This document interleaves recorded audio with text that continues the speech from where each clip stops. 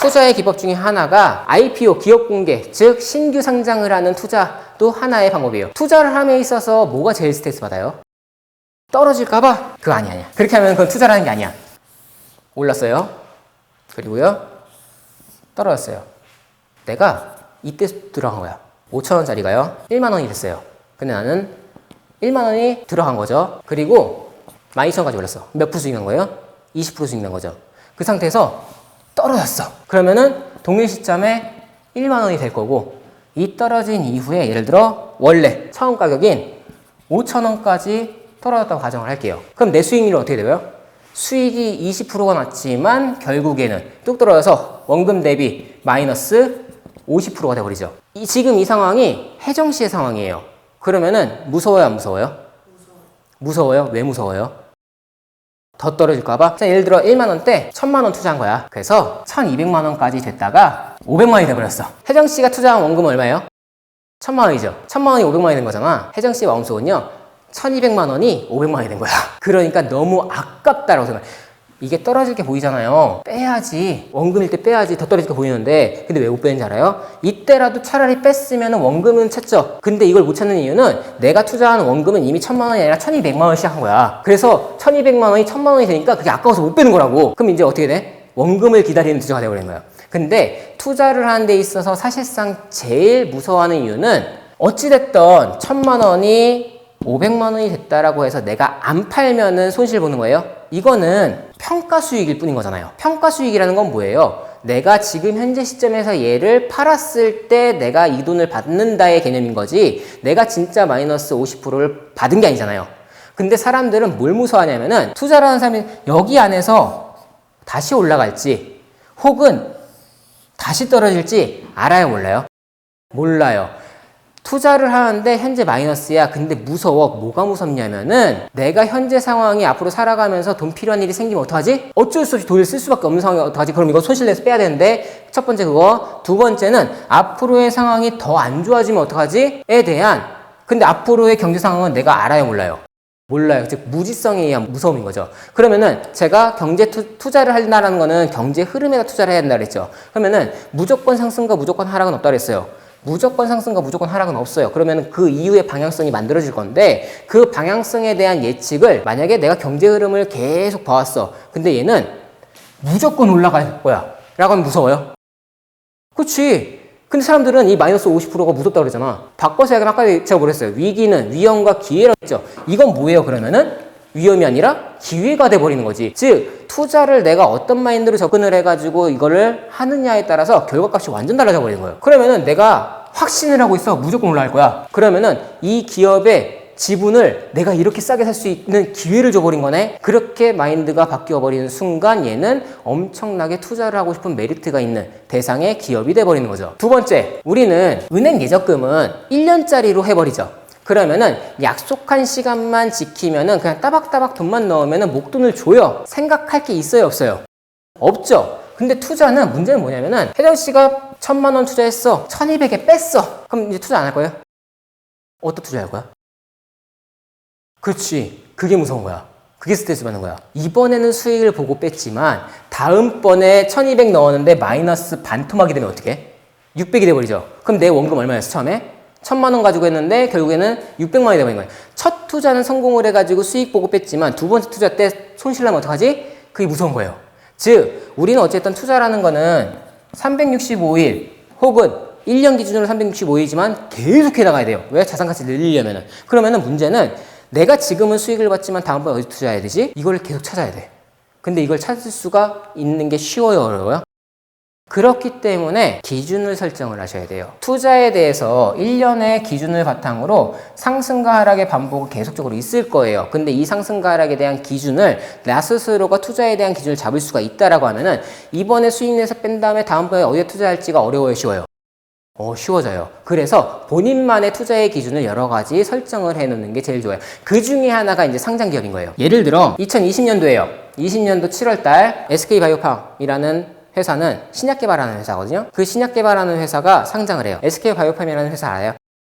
진짜 알아요? 대다수에 알까? 모르는 사람이 엄청 많아요. 그거는 아는 사람만 알아. 혜정 씨는 운이 좋게 아는 사람이 많네. 그러면은 20년도 7월 달에 상장을 하는 SK 바이오 기업이 있어요. 우리 20년도 3월달에 뭐가 터졌다 그랬죠? 코로나가 터졌다 그랬죠. 이 시점에 상장을 해가지고 뒤에 흐름이 있을 거고요. 20년도 11월에 방탄소년단 알아요? 좋아해요? 빅히트, 엔터. 지금은 사명을 바꿔서 이제 하이브가 됐죠. 빅히트라는 엔터즈는 모르고 하이브라는 회사는 모르지만 방탄소년단 모르는 사람 있어요? 없어요. 다 알아요. 혜정 씨한테 제가 선택권을 드릴게요. SKO 바이오라는 회사를 투자를 하시겠어요? 방탄소년단에다 투자를 하시겠어요? 모든 사람들이 다 아는 기업, 그리고 모든 사람이 다 사고 싶은 그 기업에 투자하고 싶지 않겠어? 근데 되게 재밌는 게도 이 SK 바이오 이 기업은 상장을 하고 나서 그해 11월까지 어마어마하게 주가가 상한가 계속 올라와요. 얘는 빅히트 같은 경우에는 제가 아직도 기억을 해요. 공모주가 11만 3천 원이었어. 상장을 1억을 넣어도 3주밖에 상장을 못 받았어요. 청약을. 그러면은 사람들은 이 공모주를 받고 싶어가지고 1억을 넣었겠지만 사실상 내가 배정받은 거는 3주밖에 없죠. 그러면은 1억 중에 얼마 쓴 거예요? 대략 35만 원. 그리고 나서 나머지 9,965만 원은 재투자를 하거나 썼겠죠. 자, 문제는 차라리 다시 상환을 했어 라고 하면 아주 나이스해요. 근데 대다수의 사람은 이미 대출 땡겨 받았잖아. 내 돈에 손이 있잖아. 이거는 내 돈이에요, 남의 돈이에요? 내 돈이에요. 그래서 뭐해요? 이건 3주밖에 못 받았으니 다른 쪽에 투자를 해. 그래 버리면 이제 B2가 돼버리죠. 그러면 이제 투기가 돼버릴 수밖에 없죠. 주식은 제가 심리 게임이라 했죠. 심리가 이미 지고 들어가면은 절대로 수익을 낼 수가 없어요. 그렇게 B2는 하지 않아야 된다라고 얘기를 드리는 건데, 이때 상장 공모가가 11만 3천 원, 이 가격이 상장일 날 얼마까지 찍었냐면은 34만 원까지 찍어요. 그러면은 첫날 34만 원을 찍었지만 결국에는 끝나는 가격은 34만 원이 아니었어. 그리고 나서 그 다음에 어떻게 했을까? 빅히트라는 회사를 산 사람이 많아요? 아니면 못 산 사람이 많아요? 그렇죠. 근데 대다수는 그러면은 이거 사고 싶을 거 아니야. 그래서 34만 원까지 올랐다가 끝나는 점은 떨어졌다 그랬죠. 그리고 나서 그 다음 연도 20년 4월까지 주가가 반토막이다. 얼마까지 떨어져요? 14만 원까지 떨어져요. 그러면은 상장일날 34만 원까지 껐다가 6개월 동안 수직 하락 반토막이 나버려요. 그리고 나서 그 이후에 흐름에 맞춰가지고 다시 올라가는데, 대다수의 비상장 기업이 상장을 할 때는 그 공모주를 청약받는 사람들의 숫자보다 못 받은 사람의 숫자가 많을 거고, 그리고 상장이 된다 하더라도 공모 가격보다 높은 가격에 거래가 형성이 된다 하지만 그 회사의 가치가 모두 반영이 될 수가 없기 때문에 올라갈 거라고 생각을 해가지고 매수 물량이, 사고 싶은 사람의 물량이 쏟아져요. 그래서 보통 상장을 하고 첫 3일 동안은 가격이 올라요. 그리고 3일 뒤에 빼는 거야. 이걸 돌리는 거야. 뭘로? 자, 네이버 금융에 들어가게 되면 IPO 기업 공개에 대한 기업들이 나와요. 그러면은 기업 상장 일자가 이제 분명히 다 찍히거든요. 그것을 확인을 해가지고 돌리는 거야. 3일마다. 근데 무조건 수익이 날 수가 없다 그랬죠. 왜? 그 해당 시점의 경제 상황이 어떠냐에 따라서 어떤 종목은 수직 상승으로 올라갈 거고 어떤 종목은 수직 하락으로 떨어질 수밖에 없기 때문에, 즉 이것 또한 결국에는 확률 싸움. 근데 그 확률도 결국에는 현재 시점, 투자 시점의 경제 상황에 기반을 해가지고 해야지만 확률이 높은 확률로 수익을 낼 수 있다라고 보시면 돼요. 제가 팁으로 좀 몇 가지 더 얘기를 드려볼게요. 그 기준은 이거 하나만 가지고 투자를 우리 365일 해야 된다라고 했는데, 이 기준 하나만 가지고는 투자를 우리 굴릴 수가 없는 거잖아. 되게 간단한 기준 잡아드릴게요. 대한민국은 기후 자체가 봄, 여름, 가을, 겨울 정해져 있죠. 봄, 가을은 특색이 있어요, 없어요?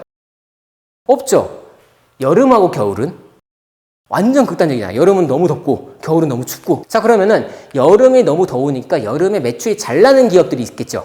그럼 대표적으로 뭐가 있겠어? 에어컨, 빙과류, 반팔, 수영복 이런 것들이 잘 나갈 거고, 겨울에 매출이 잘 나가는 것들은 패딩, 난방용품 등등등이 잘 나가겠죠. 자, 그럼 이제 이렇게 생각합시다. 여름에 매출이 잘 나오는 거죠. 아이스크림, 빙과류 혹은 수영복 아니면은 에어컨, 냉방기 이런 것들은 겨울에 매출이 어떨까? 안 좋죠. 근데 모든 주식의 가격, 주가는 기본 베이스가 그 회사의 매출과 연동되어 있죠. 그러면은 매출이 높을 때는 주가가 올라갈 거고 매출이 떨어질 때는 주가가 떨어지겠네? 근데 어찌됐든 우리는 6개월마다 한 번씩 여름과 겨울이 반복이 되잖아.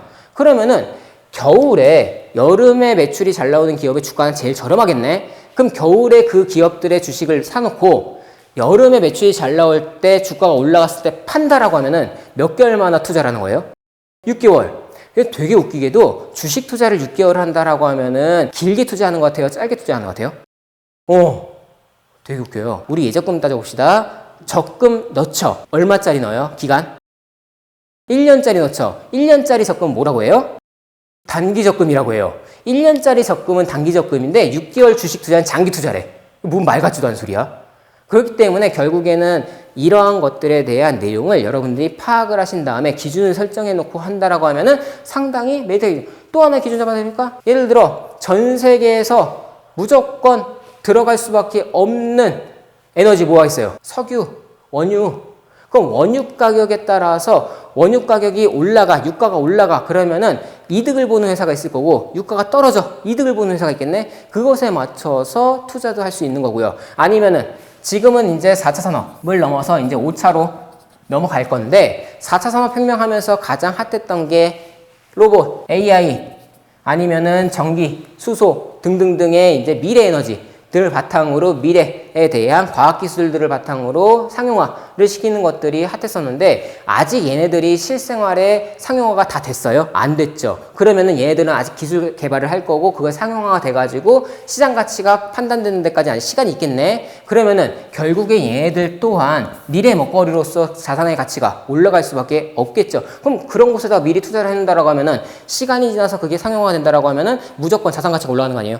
이건 100% 수익이 날 수밖에 없는 거네. 결국에 모든 금융투자가 됐던 모든 금융상품은요. 약속된 시간을 내가 지킬 수만 있다라고 하면은 무조건 이득을 볼 수밖에 없는데 제일 안타까운 거는 그 모든 약속을 지키지 못하는 거는 금융회사, 그것을 만든 금융회사가 지키지 않는 게 아니라 그것을 가입을 했던, 그것을 내가 준비를 했던 그 소비자들이 약속된 시간을 본인들이 지키지 못해서 다 손실을 보는 게 지금의 현실이다라고 보시면 될 것 같아요. 그러면은 투자를 하려면은 내가 정말 잘 알아야지만 투자를 할 수 있다라고 얘기를 드렸잖아요.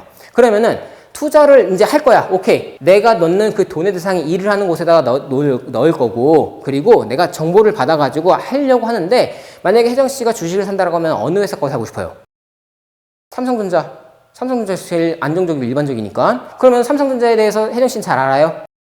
모르죠. 일반적이고 대표적인 거 뿐인 거지 사실 내가 삼성전자에 대해서 알아 몰라? 모르잖아. 사업성이 뭔지 지금 현재 뭐 어떻게 굴러가고 있는지 아무도 모른단 말이에요. 그러면은 혜정씨가 이제 삼성전자에 투자를 할 거니까 그 회사에 대해서 알아야겠네. 그러면은 삼성전자에 주식 담당 파트에 전화를 해가지고 나 니네 회사에 투자할 투자자인데 니네 회사 정보 좀 줘봐 라고 하면 얘네 뭐라 할까? 욕하겠죠. 아니 그냥 끊어버리겠지. 그러면은 우리가 정보를 얻을 수가 없잖아. 기업에 대한. 그렇기 때문에 정보를 얻을 수 있는 건 거기에 전화를 해가지고 얻는 게 아니라 다트라는 사이트가 있어요. 다트라는 사이트는 우리 인터넷으로 확인이 가능하고요. 아니면 핸드폰으로 다 어플이 있어요. 비상장 기업은 다 상장을 하고 싶다라고 얘기했죠. 상장을 한다는 건 자본 조달이 쉽기 때문에 상장을 하고 싶다라는 거잖아요. 그럼 자본 조달이 쉽다라는 거는 바꿔서 얘기하면은 그 자본 조달을 누가 해요? 일반 서민들이 하잖아요. 우리가 주식 거래를 하면서. 근데 이 회사가 잘못된 행위를 통해서 국민들의 자산이 날려먹으면 어떻게 돼? 큰일 나는 거죠. 그렇기 때문에 상장이 된다 하더라도 그 기준 절차가 되게 까다로워요. 그렇기 때문에 모든 상장되어 있는 기업은 다트라는 기업 공시 사이트에다가 매년 보고서를 올려야 돼요. 1년짜리 옹기보고서, 6개월짜리 반기보고서, 그리고 3개월짜리 분기보고서를 계속 올려야 되고요. 매년 3월달, 4월달에는 외부 회계사한테 그 회사의 기업 가치를 계속 감정을 평가를 받아가지고 감정보고서, 감사평가 보고서를 같이 올려야지만, 그리고 그게 인정을 받아야지만 그 회사가 계속 존속을 하고 유지를 할 수 있다고 보는데요. 그러면은 그 회사의 정보는 다트라는 사이트를 통해서 내가 투자하고자 하는 그 기업의 이름을 쳐요. 그러면 나와요. 들어가요. 그런 다음에 옹기보고서가 됐던 아니면 감사보고서가 됐던 내용을 들어가. 그러면은 자료가 한 이만큼 나와요. A4 용지로. 그러면은 A4 용지로 자료가 이만큼이 나오는데 혜정씨 이거 다 볼 수 있어요? 첫 번째는 회사의 이름, 연역, 대표이사 아니면은 임원 이사들에 대한 연역부터 해가 이런 내용이 나오는데 이거는 우리 투자하는데 의미가 없는 거잖아. 굳이 볼 필요 없는 거잖아. 여기 안에서 재무제표만 보면 돼요. 거기 안에 연결되어 있는 작년도 재무제표, 그 전년도 재무제표, 연결 재무제표를 보고요. 거기 안에서 이제 기본적 분석으로서 여러분들이 이걸 확인해야지. 이 회사가 당기순이익이 나는지 아니면은 매출이 마이너스인지 영업이익이 나누고 있는지 손실이 하고 있는지 영업이익은 마이너스인데 뭐 다른 이득을 통해서 당기순이익이 발생하고 있는지 사업성은 괜찮은지 등등등을 여기 안에서 다 평가를 할 수 있는 거예요.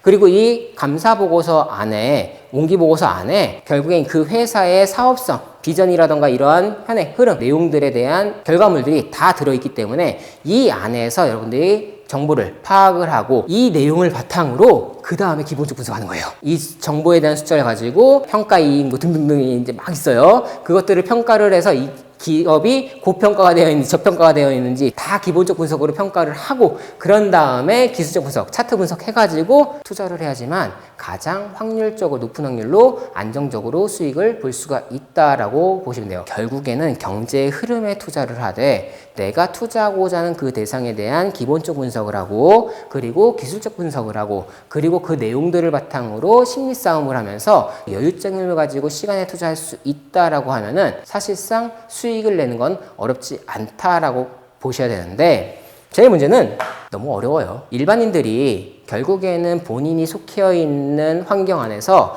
그 분야의 전문가로서 경제활동을 하지만 저는 항상 젊은 친구들에게 그냥 차라리 네 몸값 올리는 공부하라고 해요. 차라리 네 연봉을 올리라고 해요.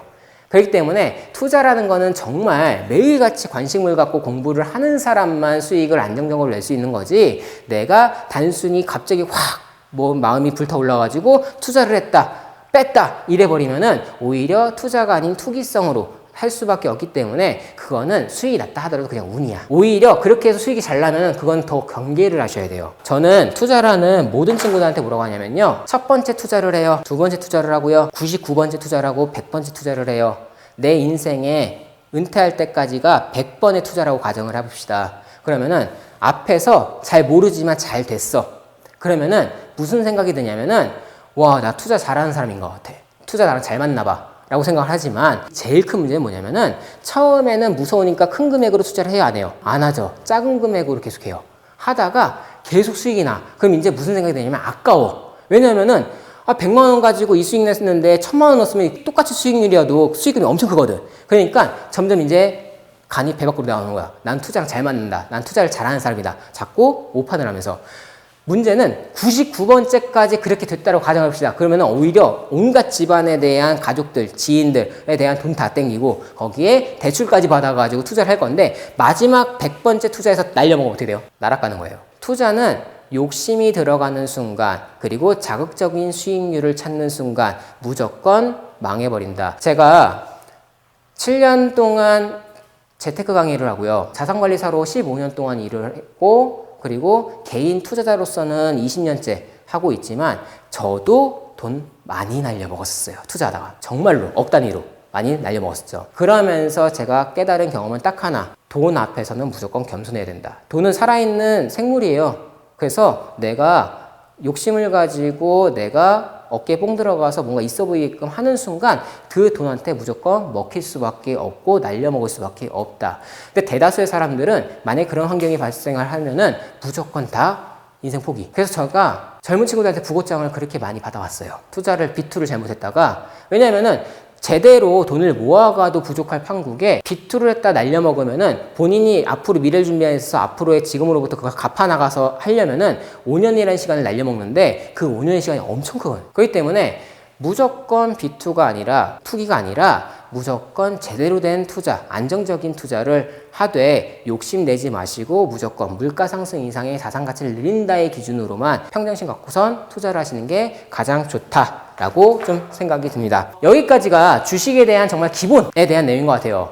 정말로 뭔가 기술적으로 차트 분석을 이렇게 해가지고 어떻게 해야 돼요? 아니면은 기술적 분석으로서 재무제표는 이렇게 해보고 이거는 좀 지금 단계에서는 얘기 드리기가 어려운 좀 고급 단계인 것 같고 지금은 정말 기본부터 차곡차곡 다지는 이제 시간이었다라고 보시면 될 것 같습니다.